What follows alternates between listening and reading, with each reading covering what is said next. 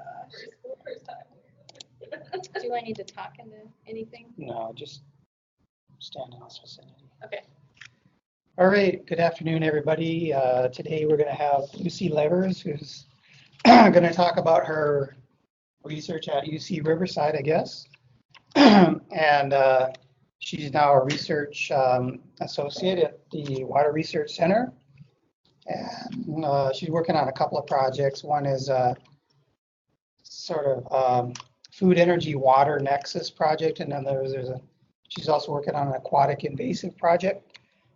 She has a master's and a PhD from UC Riverside, all in environmental sciences, which actually I used to work in that department when I was an undergraduate, so very familiar with the department. So take it away. Thanks. Yeah, so this paper just came out yesterday. So I changed my talk because I wanted to talk about it, and you guys have to listen to whatever I say, so too bad. But yeah, so we're talking about bioeconomic modeling a little bit, and specifically the Salton Sea. So yeah, of course, Dave knows a lot about Salton Sea. Apparently, he used to fish there. Have any of you guys ever heard of it? Anyone heard of it? Oh, you have. All right, cool. But first, let me talk about bioeconomic modeling just a little bit. Have you guys ever heard this term before? It's a little bit of a weird one. Nope, that's totally fine. Oh, we're getting cut off a little bit. Well, that's okay. So this is just basically using programming techniques that have both economic and natural science components, kind of putting them all together. And you tend to use it to model human behavior and then effects. So in my case, I would tend to use it with human behavior and environmental effects. And you can do it at different scales. So from an agricultural perspective, you can do this at the field level, farm level, or at the regional level. Can you guys think of any reasons why you might pick one scale or another?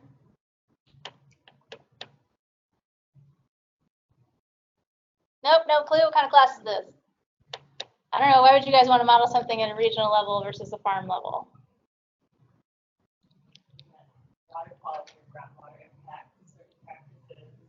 Okay, so if you were looking at groundwater, which would you probably go with? Well, who knows? It depends, right? I mean, yeah. So it depends on the output that you're looking for, which is a perfect example. So if you're looking at water quality, if you want field level water quality, then you're going to look at the field level. If you're looking at an aquifer, then you might look at a regional level, right? It totally kind of depends. But not only does it matter in terms of what type of information you want out of your model, it also matters in terms of how specific your model is. So generally speaking, and this is the case for all types of modeling, right? As your scope changes or increases, you lose specificity, right? So you can get much more specific the smaller you go, because when you blow it up, you kind of lose some of those details. But your policy implications increase, right? So if you model something really, really specific and perfect at the field level, it might not have as much of a policy implications if you do it at a regional level. It's not to say any of this is good or bad, it just kind of depends on what you're kind of going for. So it's important when you think about this, particularly with this bioeconomic modeling, because you have a lot of different moving parts. So because you have a lot of different moving parts from a lot of different disciplines, it's really important that you nail down exactly what you're doing and how specific you want to be and what your output has to be at the end. So why is that important? Because what we're really doing here is addressing what's known as a common property problem. You guys ever heard of this before? You guys ever heard of tragedy of the commons? Yeah? What is it? Okay. If there's a common resource, one that everybody can use for free, in economic terms, something that resource will always be overexploited and sort of ruined. Right, yeah, very good. So, right, so it's this idea that people may tend to overuse a common resource, right? And that's not saying that people are like horrible people or whatever, right? It's just that we tend to think about the cost that we incur when we just decide to do something or not, right? But if we don't have to bear the cost of doing something, then we might tend to do it a little bit more, right? Do you guys, any of you guys have roommates? who don't pick up after themselves? Right? Anybody? Yeah. Okay. If you have a roommate that doesn't pick up after themselves, maybe you are the roommate who doesn't pick up after yourself. If you have someone who's willing to pick up stuff in the middle of the house, right, and cleans, then what do you tend to do? You're not really doing it on purpose. You're not thinking, whatever, Bethany will get this later. You just don't really have to bear the cost, so you tend to maybe make a little bit more of a mess. And that's the same case with everything. And unfortunately, that leads to the common property problem, which basically means that sometimes people's decisions that are best for themselves aren't the best for society. But with bioeconomics, hopefully, we can find ways that we can kind of, I don't want to say force, but encourage individuals to make choices that are good for society and they're also good for themselves. So a classic way of thinking about this is with taxes. You guys heard of the term sin tax before? Not like of a sentence, but like S-I-N tax, sin tax. Do you guys know what that is? Like a tax on cigars. Right, yeah, perfectly, right? Okay, so it's this idea that, okay, smoking, it's bad for air quality and it affects the health of others. So it's not just bad for you. So maybe we'll tax it to decrease the use of cigars so that people use cigars less, right? But people, it's also better for people, right? So if they individually don't smoke. So we can find a way that individuals can make a choice, don't smoke as much. Good for society, also good for themselves. You guys have any questions about that? Fairly vague, but that's all right. Okay, so we're going to talk about it applied to the Salton Sea area with this paper, Buying Water for the Environment. If anyone wants to see this, I can send it to them. Okay, Salton Sea. So who said they've heard of this besides Dave? You have? Oh, okay. What do you know about it? This is like it used to be tourist spots. However, after some mismanagement, it used to provide irrigation. It was a semi-artificial. But after the mismanagement for a long time, you just have a terrible water quality problem. Yeah, that's pretty good. So the Salton Sea, you can see it's pretty big size. Here it is in California. It's actually located in an area called the Salton Sink, also known as La Palma de la Mano de los Dios, which is way cooler sounding than Salton Sink. So here's the hand. Sorry, that's the palm of the hand of God. Here's the thumb. These are the fingers going down into Mexico. It's the second lowest spot in the continental United States. Anyone know the most lowest? The lowest spot? That's pretty good. You guys are pretty good. All right, yeah, exactly. So this thing was flooded back around the turn of the century by a pipeline bringing water into California. So it's accidentally flooded. So this is a desert sink. This used to be part of a ancient ocean like 1 million years ago, but it hadn't had water until 1900 or so, or at least not this much water. And the reason that it's still filled with water and has had water since the early 1900s is because of drainage water. So you guys know what tile drains are in agriculture? You guys have them all over the place here. So this whole area down here is called the Imperial Valley. This has tile drains in it. Water comes in from the Colorado River, dumps onto these agricultural fields.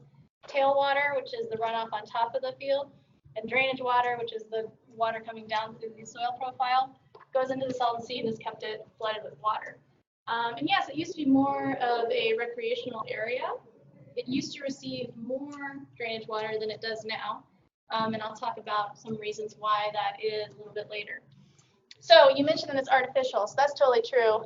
However, this is a little picture of water infrastructure in California. So virtually all of the waterways and water lakes, rivers, streams in California are heavily, heavily managed. So if you think about it like this, almost all the water in California is artificial. This is the Sierra Nevadas over here. If you guys have ever been to Yosemite, Sequoia, any of those places, yep. All those little lakes you see up there, very cute natural lakes. They're not, they're heavily managed, which means that their water levels are controlled. It doesn't mean that they don't have environmental benefits from them, but just that they are controlled by people. Do you guys know why this is? Just a general idea? why this started, why we started manipulating the waterways so much? Yeah, why? I saw a nod. Yeah? Anybody? Why would we do this? How come you guys don't do this here? Yeah, that's one reason, right? So urban, maybe we want to move some of the water to urban centers.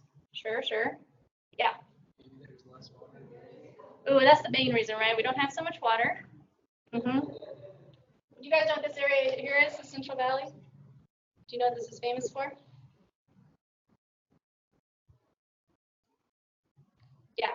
Yeah, I mean, yeah, what are the trying to balance to talk because Central Valley was the breadbasket of the United States, North America, and in the early pioneer era, we have subsidized a lot of infrastructure in order to just cultivate the area which didn't have enough water.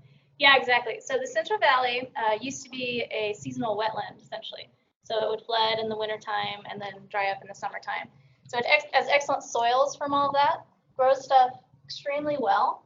But when you start farming in this region, particularly from an industrial way, you use up all the water, right? So we need to start moving some of the water, right? We decided to move some of the water from some of the natural areas back into the Central Valley so that we could grow the Central Valley into what it is today, which the breadbasket of the United States. So it's the biggest agricultural production area in America, and likely where a lot of you guys get a lot of your food from, actually. Start looking at your stickers, people. Just look at your fruit stickers. I will, maybe. If you see one called Kingsburg, that's where I'm from. Okay, so what does that do to the Salton Sea? Okay, so the Central Valley, again, I mentioned it used to be a wetland, right? So California's lost almost all of its wetlands. So since the Salton Sea is now one of the last remaining wetlands in California and northern Mexico. Why is that important? Because there are a whole bunch of endemic and migratory species that use it, some exclusively. This is the burrowing owl, brown pelican, pupfish. It's really cute, super endangered. They're all in desert environments. Clapper rail. Okay, here's the Pacific Flyway. So this is a migratory pathway in the western United States. So a lot of migratory birds cruise down this area. Again, back in the day, they used to stop at a multitude of different wetlands all throughout California. Now, where do they stop? They stop at Salton Sea. You guys have these here. Ruddy ducks. Yeah. It's a grebe. Oh, I love those snowy plovers. And a Caspian tern. So some of these only will land in the Salton Sea, or virtually all of them do. Some of them breed there. Some of them overwinter there. So it's a very important habitat for a lot of bird and some fish species. Okay, so again, like I mentioned, Colorado River water comes in, gets transferred over to the Imperial Valley here. The drainage water fills the Salton Sea. They use about 3.1 million acre feet a year. The entire Twin Cities area uses about half that much. So it's a lot of water, okay? But it's a very productive area. You know, the alfalfa that they grow there, they cut like 6 or 7 times a year. The alfalfa you guys grow here maybe a couple times, Bill? 3? Yeah. So it's very warm, right? So stuff grows very well as long as it has enough water. Well, who cares? What's the problem? Why has this been going down? Well, these agricultural areas use a lot of water, but again, as someone mentioned, there's also urban areas, right, that require water, or want water, and these have been growing. So there's a lot of pressure, was a lot of pressure, and still is, for some of this water to get shared with some of these urban areas. So in 2003, oh, I got cut off.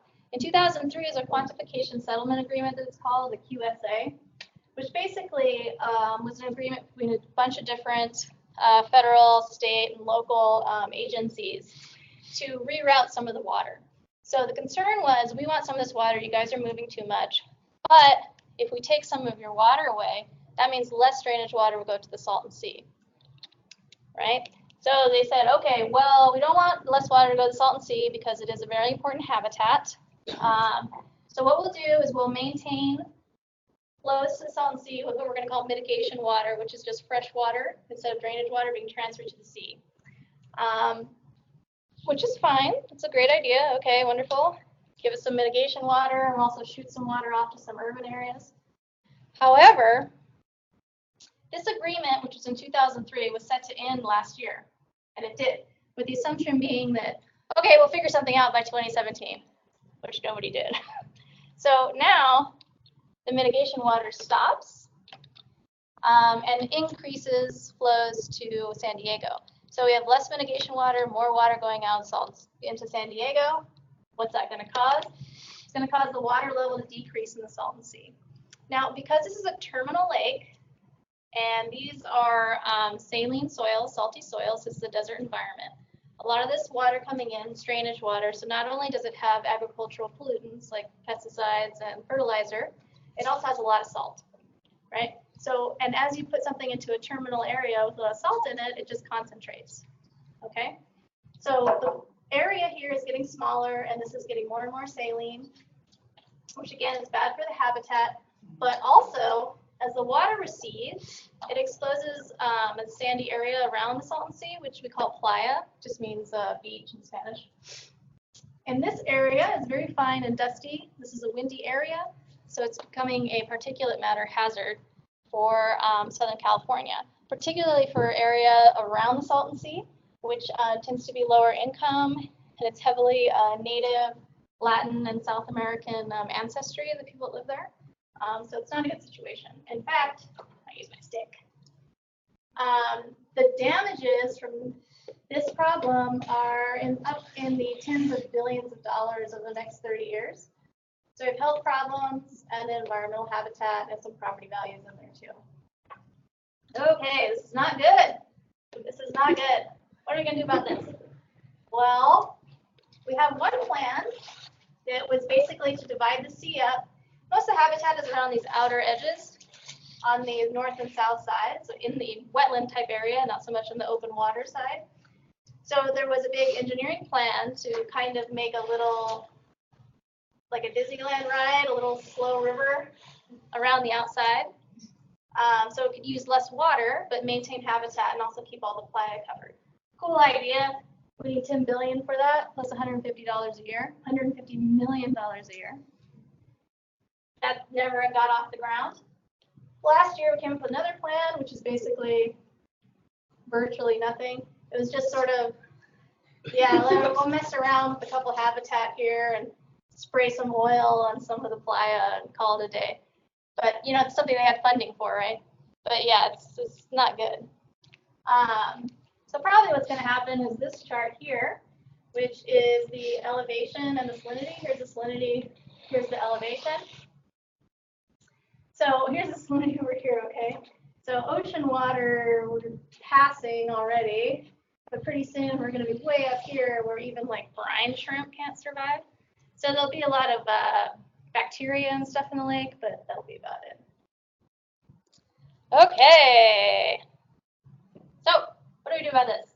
So I had this idea, like, well, whatever, man, there's a lot of water. Let's just buy some, stick it in the sea. How much would that cost?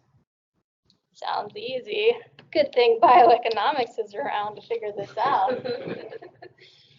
All right, so we set up a system for irrigation, an irrigated system, right? So our applied water coming in, transpiration and evaporation coming off the field, tailwater and drainage water going to the Salton Sea. So I modeled this for the entire Imperial Valley area, looking at the different crops in the layout to try to figure out under different programs how could we possibly buy some water, so skim some water off the top for the sea. I'll sort that now. Okay. So I looked at the profit on the field for the total farm. So I was still assuming that people are making a decision of whether or not to join in to these different programs. And I also looked at the crops that they grow now and figured out which range of crops would exist under the different programs. And I can talk more about this later if you guys are more interested in the math, but I'll kind of blow through it for now. So when I ran my model, this is my baseline model. We got pretty close to reality, which is always nice. So this is how much applied water we have in the new system. So this is lower than 3.1 because, again, I was modeling for what's happening after the QSA. So more water is being shipped out to San Diego, so it's a little bit lower now. It's more like 2.4, 2.5. Inflows about, this is in million acre feet. So this is 0.94, so this is about 940,000 acre feet. The historical average is like between 1 and 1.3. So you can see it's a little bit lower, but that's okay. It matches up pretty well. This is actually kind of interesting. So I predicted that we actually don't even need the amount of water that they use. It turns out they don't actually use all of it anyway, which is a little fact that they don't really like to be well known. And our leaching fraction is pretty close also, so that's cool. Always good. So this is kind of interesting. So these are the different crops that we looked at. So we have some field crops, which are like alfalfa and Sudan grass and stuff, and then these sort of vegetable crops. This is how much money, if you're growing alfalfa, you make per acre foot that you apply. So you can see lettuce, you make like $1,000 an acre foot. Okay, lettuce uses very, very little water. So it's a high value crop, but it doesn't even use 1 acre foot on the entire field. I think it uses like 10 inches or something like that. So you make a lot of money relative to the amount of water that you use. Does that make sense? Whereas something like alfalfa, which needs like 6 feet, or almost 8 feet of water. So, 8 feet of water. It's a lot of water. So you don't make that much money per acre foot. But here's your per acre value, right? So you might make $600 an acre on alfalfa, $1,400 on lettuce. A lot more than corn, huh? Yeah. They got some bucks. Okay. This is the amount of area in the Imperial Valley. So you may wonder, like, okay, well, if lettuce and broccoli make so much money, why aren't they growing more? If any of you guys ever learned much about agronomy, these things are a lot pricklier, I guess. There's a lot more stuff you kind of have to do. They're harder to grow. They're more susceptible to like fungus and like various different things. And you have to time stuff a lot well because you need a lot more hand harvesting. So if you can't get crews in to help you out, it's a lot more difficult. Whereas these crops are pretty easy. These are like row crops you guys have here, basically. Throw the seeds on, harvest them. It's not that big a deal. These numbers are rankings, the red numbers. Okay, so the programs that we looked at, there's 3 different ones. So one was fallowing, pay people not to grow stuff. Efficient irrigation, pay people to install better irrigation. The way they irrigate down there now is called flood irrigating. Just flood the field, see what happens. And direct leasing is basically, we'll just pay you for the water. We don't care what you do. You want to fallow stuff. You just want to apply less water. You want to put in some new irrigation. Do whatever you want. We just want to buy your water. And we did like constraints and whatnot. I'll skip over this stuff. Okay, so here is a result that we got from fallowing. I know this looks like a bunch of gobbledygook, but basically, this is our Salton Sea inflows. So here we are at our low inflow. Here's 1 million. Again, these are 1,000 acre feet. So this is kind of the point that we kind of would want to shoot for if we wanted to get it back up to where it was when it was covering up all the playa and had a lot of good habitat. These are our drainage water, the green, red's the tailwater. This is the amount of water we're buying, and this is the total cost, this yellow line, of what it would be to buy that much water. So if we look at around 1 million acre feet going into the Salton Sea, okay, right about there, it's about $28 million a year to buy the water from fallowing. Sounds like a lot, but again, remember what the costs are here? Billions of dollars, even this plan with 150 million after you pay the $10 billion initially. And here, just breaking it down a little bit more, what the cost would be, billions and billions of dollars to do this. This management plan, which is kind of the throwaway one, is still hundreds of millions of dollars versus $28 million a year just to buy it. So we did this with the 3 different programs. Do you guys have a guess why the fallowing has these like chunks in it, and whereas the leasing is smoother? So remember, fallowing is paying people to stop growing stuff. Leasing is just saying apply less water. We don't care how you do it. Taking the least expensive crops out of production. Yeah, right, exactly. So with the fallowing, you tend to take a whole crop, right? So you have these jumps. So as soon as I pay you enough so that alfalfa becomes, it's more, you make more money not growing alfalfa or fallowing alfalfa, you'll take the whole thing out, right? Because it's the cheapest one for you to get rid of. And that's what happens exactly. So stuff like that, where the price per water was lower, like the alfalfa, those are the first to go. So you never ever are going to fallow broccoli, right? You make too much money off it. It's not worth it. But yeah, alfalfa, Sudan grass, sugar beets, that type of thing, you'll get rid of. But yeah, with the leasing, because some of it is just reducing water. So maybe instead of putting 8 feet of water on your alfalfa crop, you'll put 7 feet of water on and just sell the rest, right? So you end up getting a smoother curve. The efficient irrigation system too. What's the first thing you guys notice about this graph, just sort of off the top of your head, like compared to this one? There seems to be a lag at the start. Oh, right, yeah, very good. There's a lag. Excellent. What else? Yeah. Possibly lower water overall. Yeah, excellent. Pretty good. Right. Okay. So you'll notice here, compared with the leasing or with the alfalfa, the inflows here are lower overall, right? That's interesting, right? Okay, why would our potential inflows be lower with improved irrigation versus, say, something like reducing applied water and fallowing, right? Leasing can do fallowing too, which it does with these jumps. Think of it this way. If you use improved irrigation, right? So instead of flooding a field, you put in drip lines or something. What water are you saving? Oh, very good. The evaporation, right? You're saving the evaporation off the field. You're not saving the transpiration, the water that goes through the plant. That's still being used. Whereas if you fallow something, you're saving all of it, right?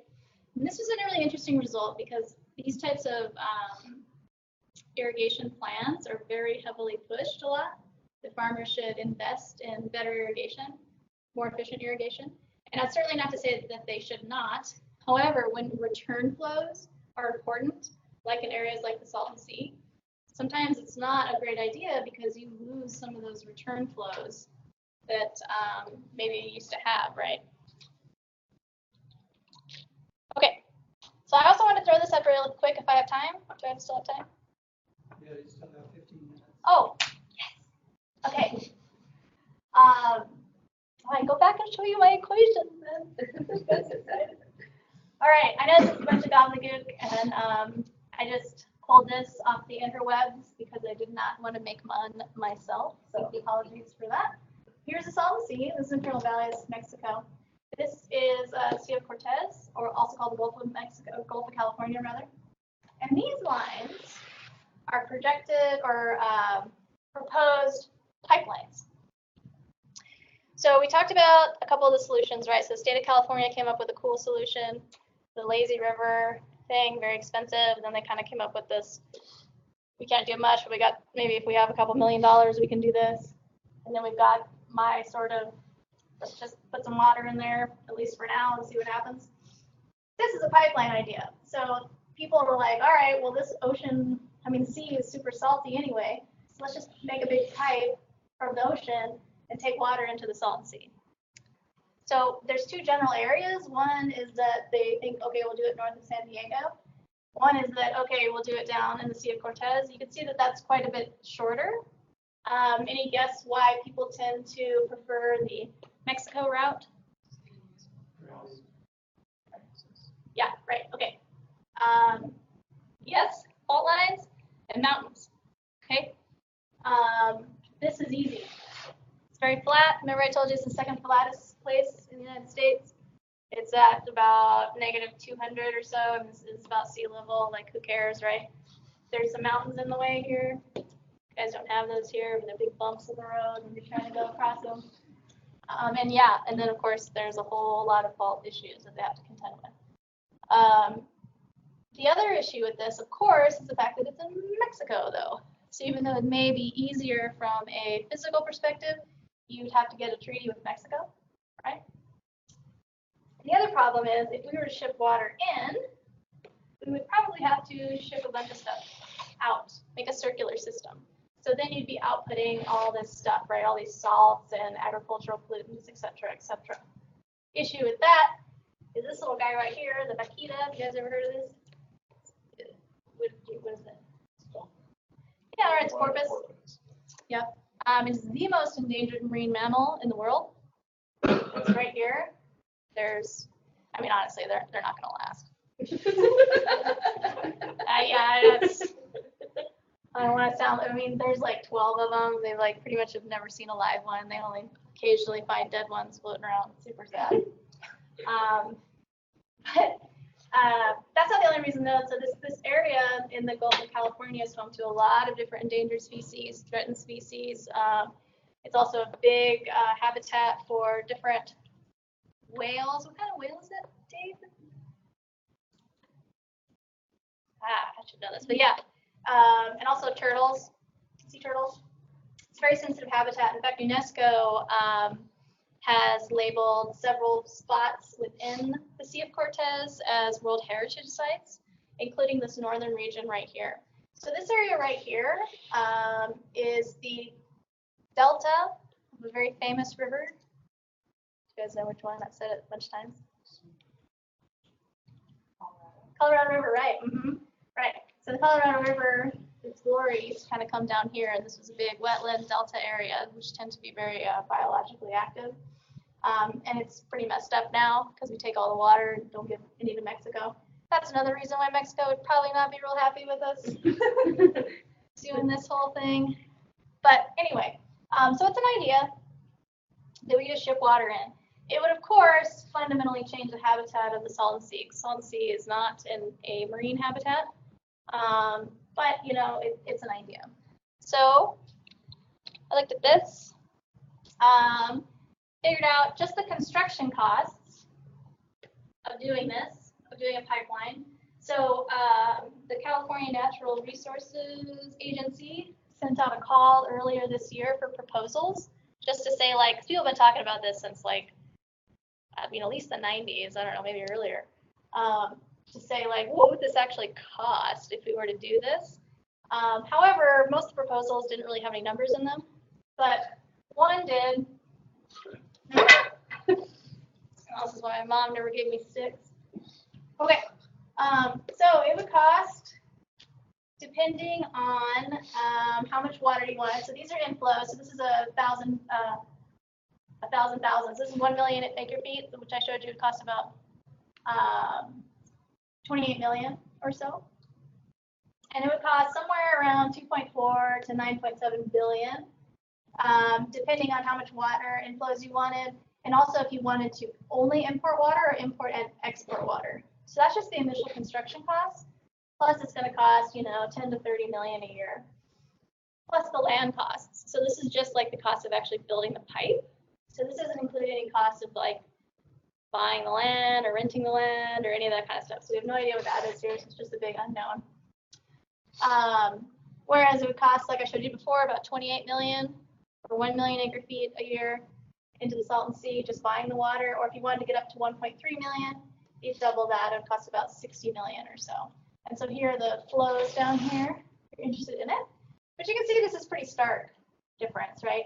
I mean, if we were just divide this in general by, I don't know, divide that by 28 million, how many years would it take of just buying water to get up to what the construction cost would be?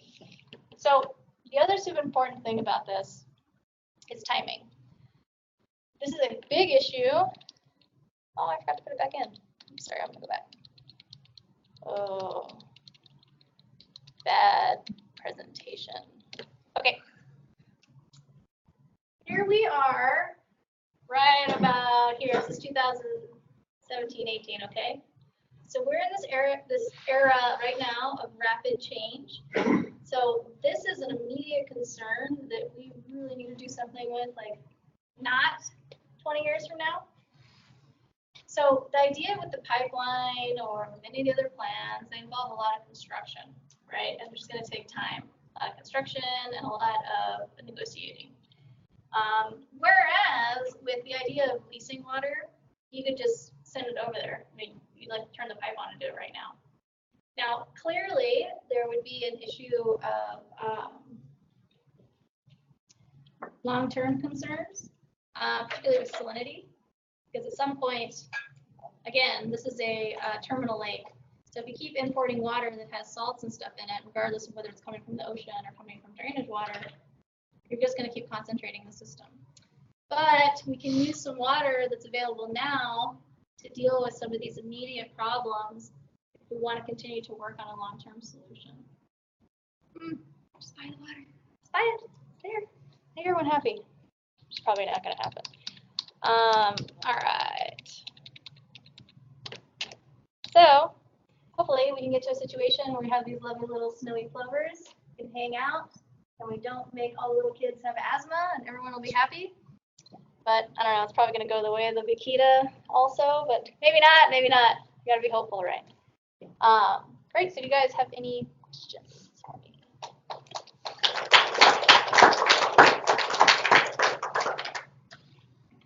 Yes.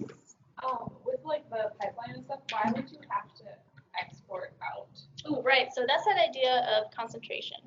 So if you continually think about it, like this is lemonade in it.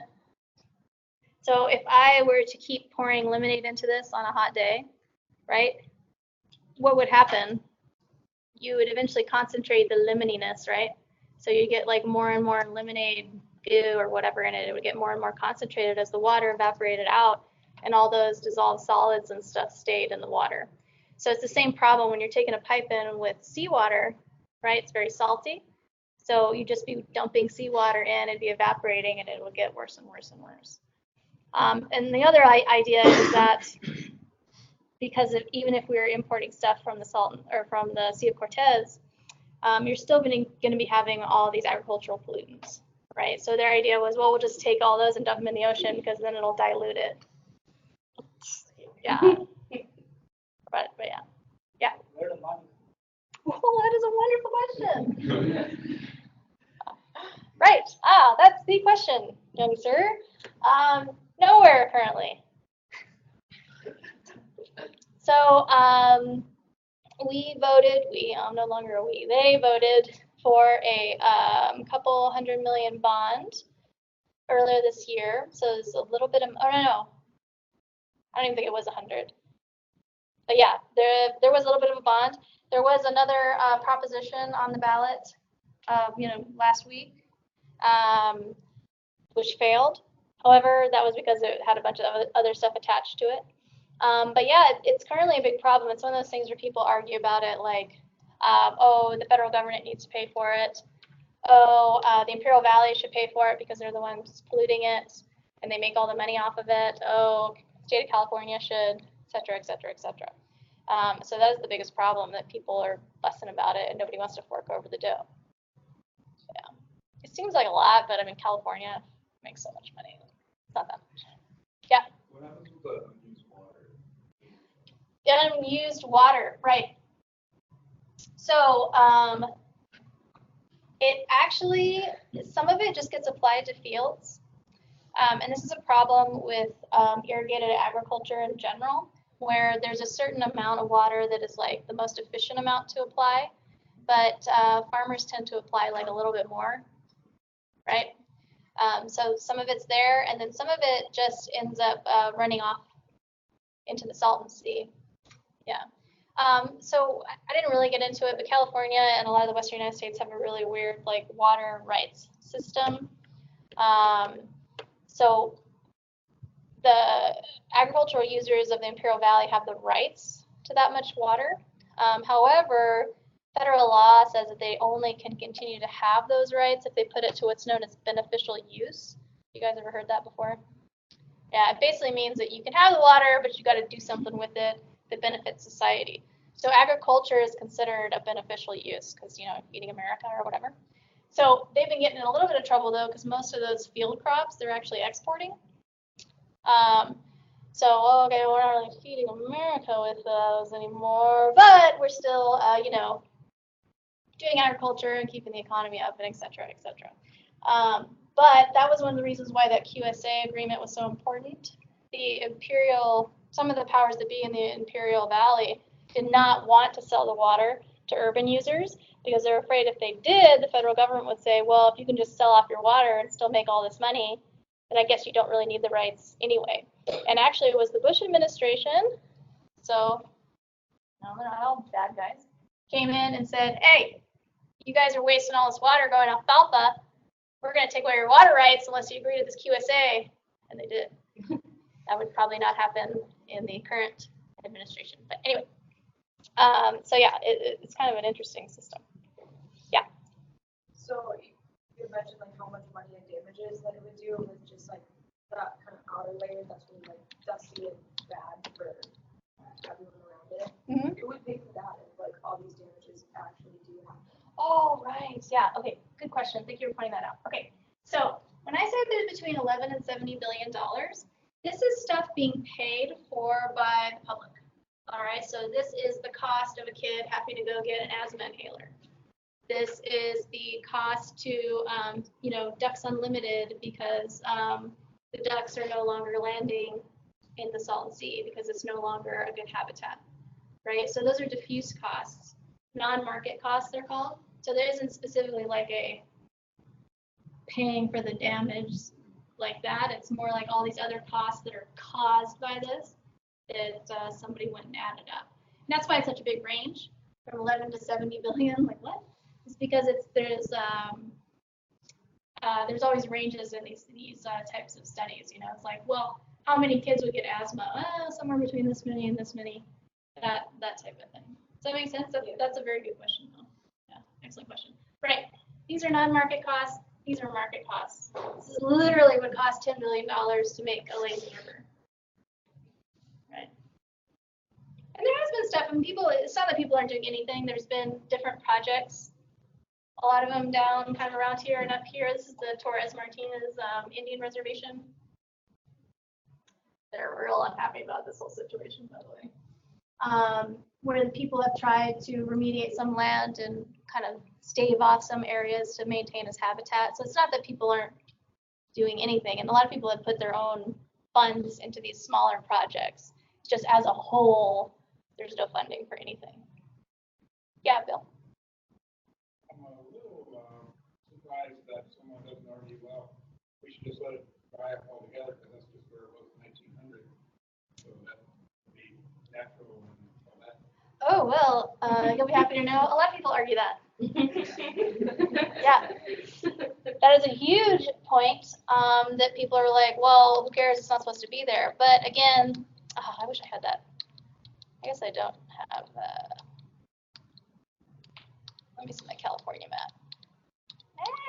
Ding, ding, ding, ding, ding. Where'd you go, California? There we go. The real reason that it's such a dilemma is because, again, California has lost like 95% of its wetlands. And in that 5% is mostly the Salton Sea. There's a few here, like real small ones. And then there's a couple of like rice paddies up here by UC Davis.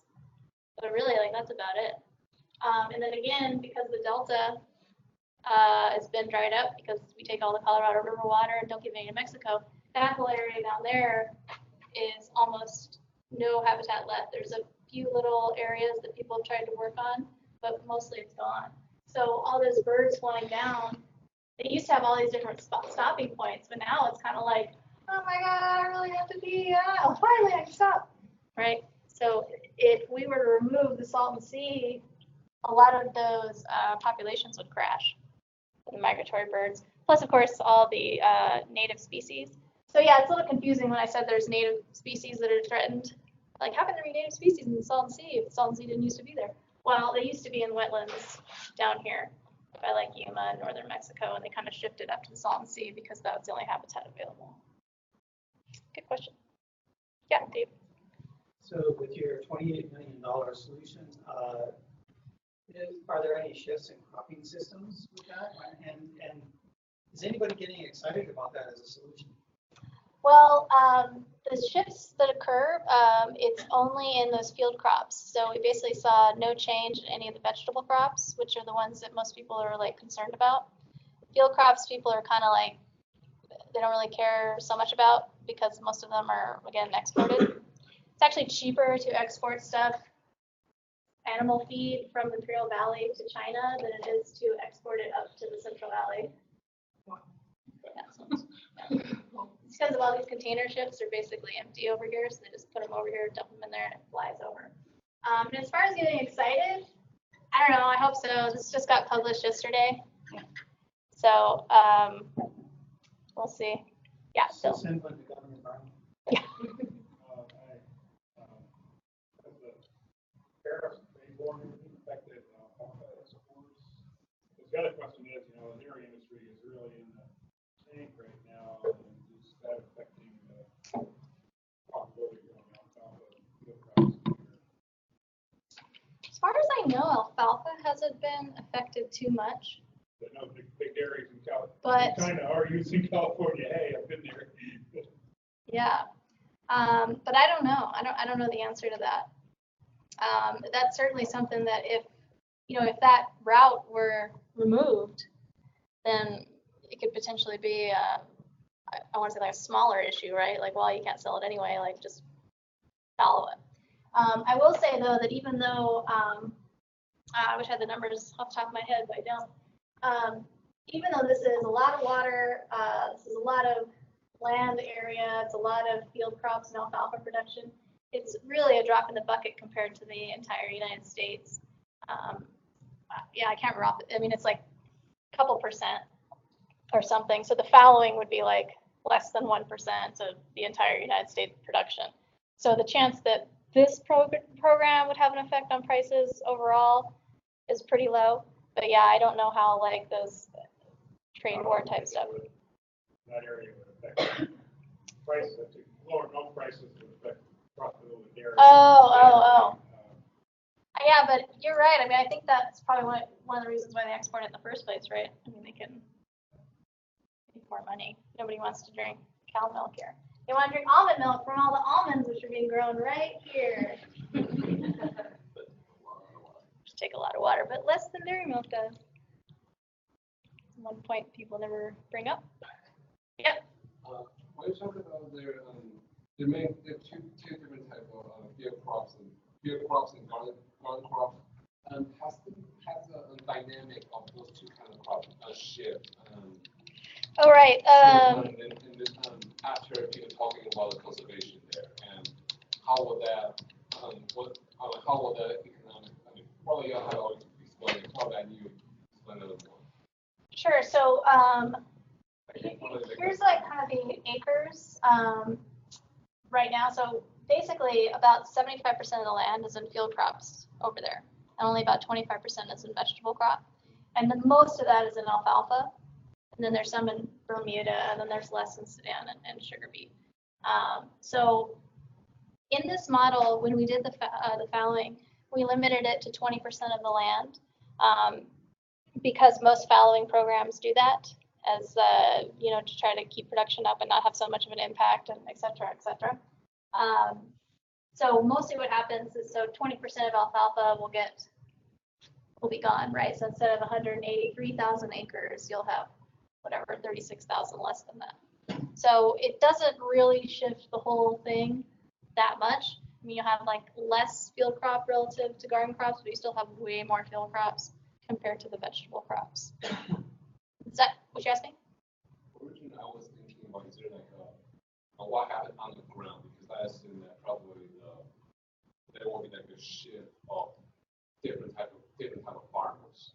And I would like to know. I mean, I don't know whether you have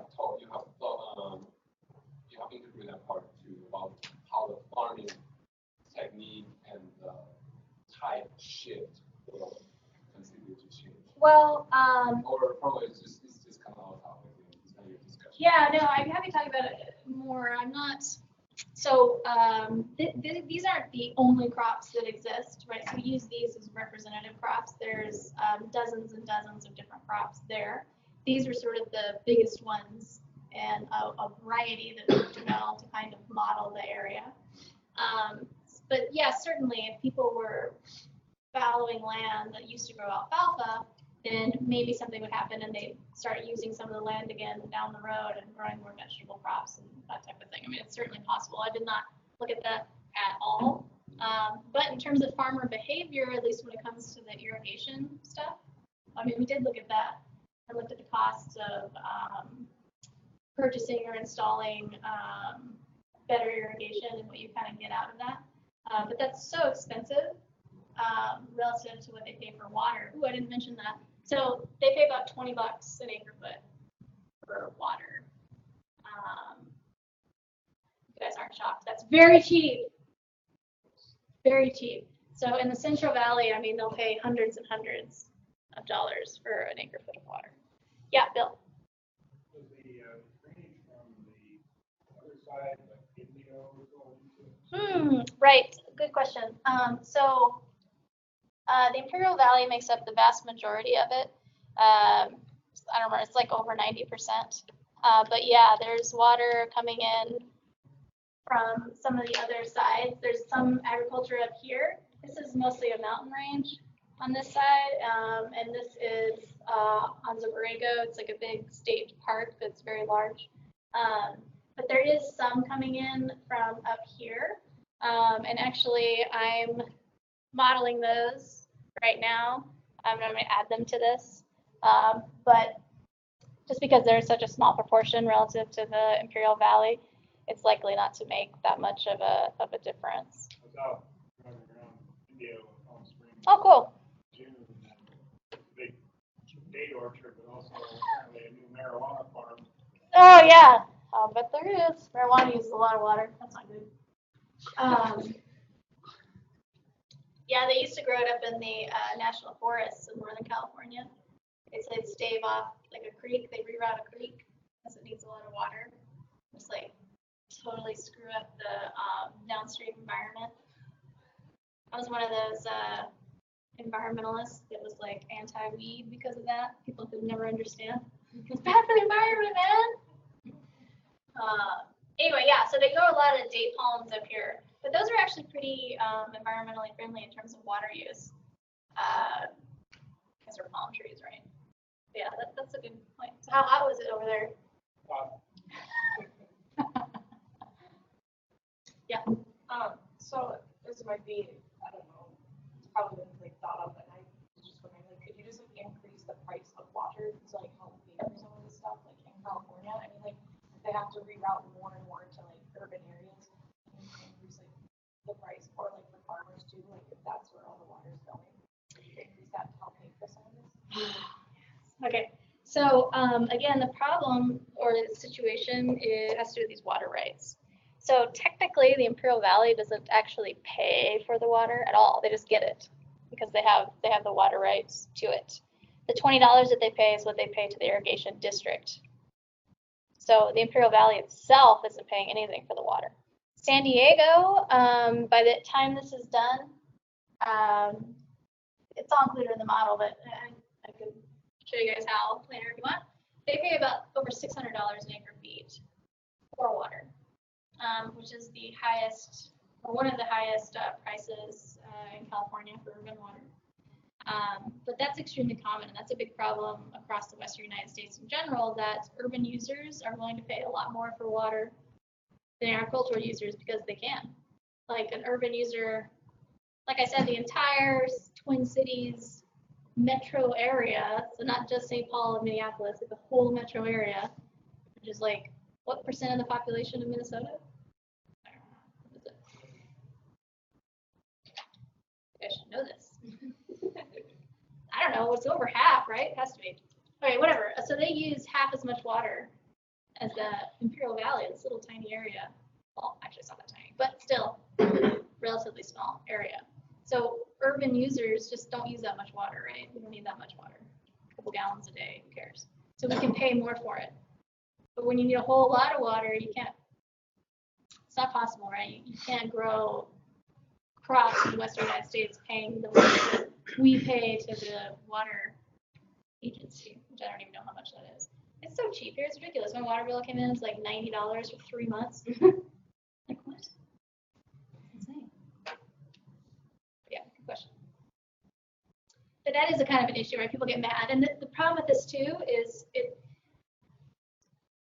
I have a feeling anyway, if anyone ever reads it, would be that people would be kind of upset about. It's this idea like, okay, you're getting this water for free, and then you want us to pay you for water that you're getting for free that you're not going to use. And to me, I'm like, well, I want the ducks to live and the little kids not to get asthma, so I don't really care. But yeah, there's a value system there that could upset some people.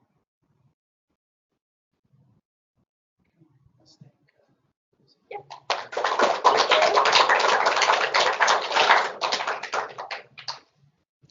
Have you guys have any questions? My email's up there. Happy to talk about it. I love the Salton Sea.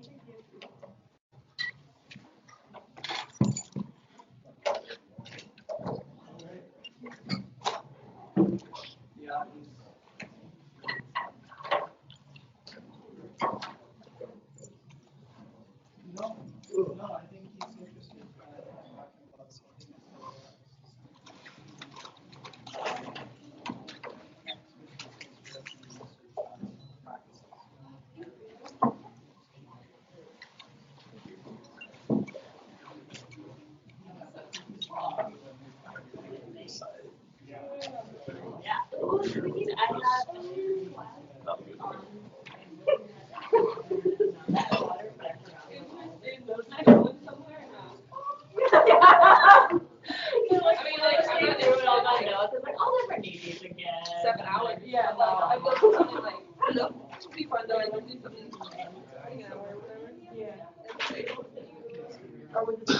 I know I could use something other than watching my kids or going to school for an hour.